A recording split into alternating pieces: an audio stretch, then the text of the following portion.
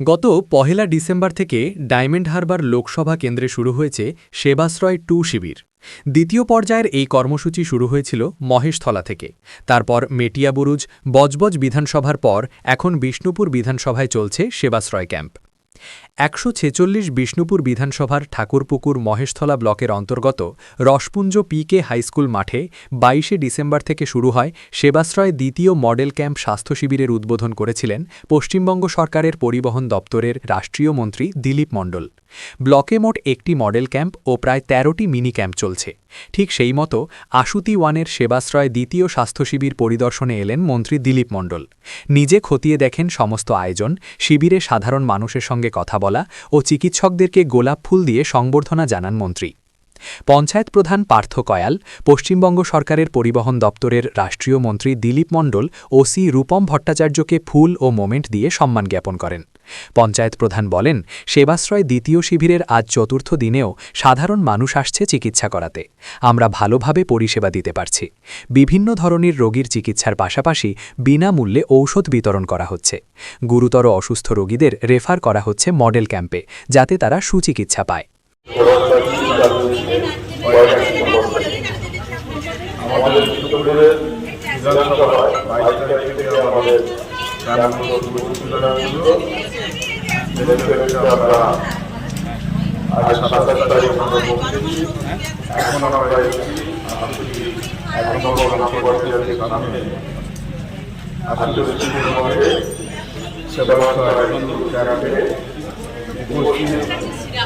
আমাদের সম্মানীয় ওসি সাহেব আছেন, মিস্টার বচ্চা, আমাদের প্রধান পার্থ কয়াল, প্রধান বিশ্বাস সহ অন্যান্য সদস্য যারা দেখা পেয়েছে, নববর্ষা মা বাবা সবাইকে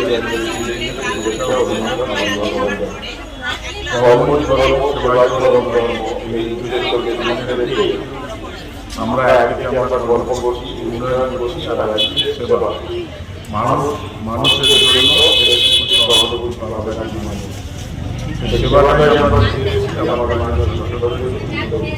বিনা পয়সায় বিনামূল্যে বিভিন্ন পরীক্ষা নিরীক্ষা, তার সঙ্গে আরও এমআরআই সমস্ত কিছুই এই ক্যাম্প থেকেই আমরা করার অঙ্গীকার নিচ্ছি। আমাদের প্রশাসনিক অঙ্গীকার আমরা চাইব আপনারা আসবেন এবং নিজ নিজ শারীরিক যাতে সুস্থ থাকা যায় সেই উদ্দেশ্য নিয়েই আমাদের তাই আমরা কোনো মানুষ মানুষের আমাদের মধ্যে সম্প্রীতি আমাদের মধ্যে আগামী দিন আমাদের এই পশ্চিমবঙ্গ আরও এগিয়ে যাবে এবং সংসদ যিনি এই ধরনের সফল নিচ্ছেন তাকে আরও সফল সেই চেষ্টায় আমরা ভালো থাকবেন, সুস্থ থাকবেন, শুভকামনা করে আমাদের ধন্যবাদ জানাবো আমাদের সাংসদ অভিষেক ব্যানার্জিকে যে এইটা আমাদের সেবাশ্রয় 2 করার জন্য। সেবাশ্রয় অনেক প্রায় 12 লক্ষ মানুষ উপকৃত হয়েছে এবং সেবাশ্রয় 2 চলছে। আজ আমাদের বিষ্ণুপুর বিধানসভায় 22 তারিখ থেকে আমাদের 30 তারিখ পর্যন্ত সেবাশ্রয় ক্যাম্পটি হবে। আজ চতুর্থ দিন।